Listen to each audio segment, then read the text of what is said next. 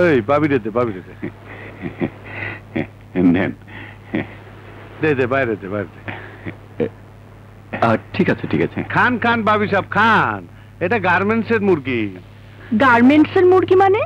আরে ফার্মের মুরগি, মানে বিদেশি মুরগি, সাদা মুরগি আর কি। খান মনের শখ মিটায় খান।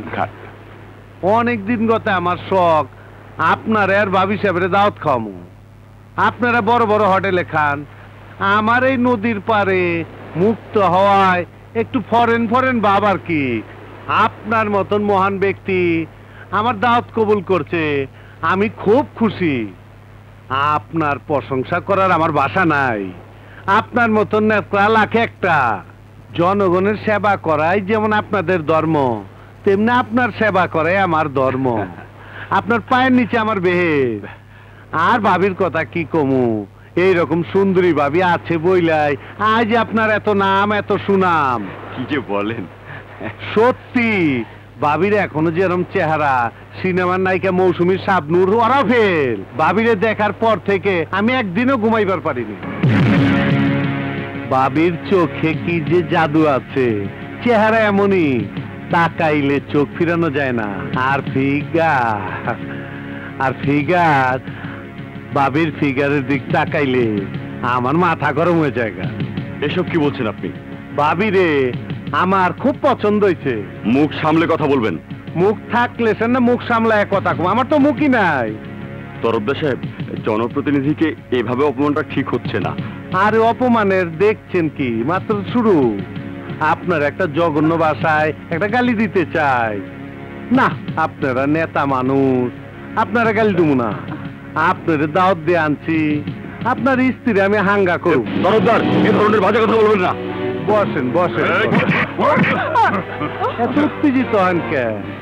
আপনি নেতা মানুষ, জনগণের কত মিথ্যা কথা কন। আমার একটু ঠান্ডা করার ব্যবস্থা করে আপনার বইরা আমার দিয়ে দেন। আপনার আমি পুলিশে দেবো। এই বোকা চোদা কয় কি, ধর শালারে।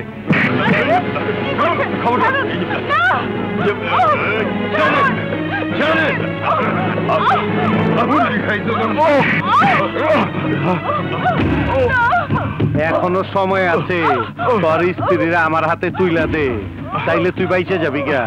আমি মরে গেলেও তোর মতো কুকুরের কাছে আমার স্ত্রীকে দেবো না। তাইলে তোর কলে টিপ দিতে হইব। কলে টিপ পানি পরে তোর বউরে বিয়া করুম। কাজী ডাকো, ডাকো, মাইরা ভালো।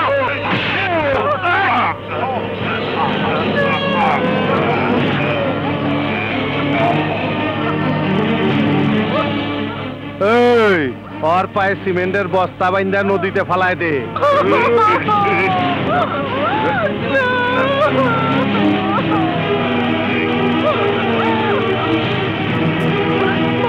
আপনার পায়ে পড়ি, আমার ছেড়ে দিন।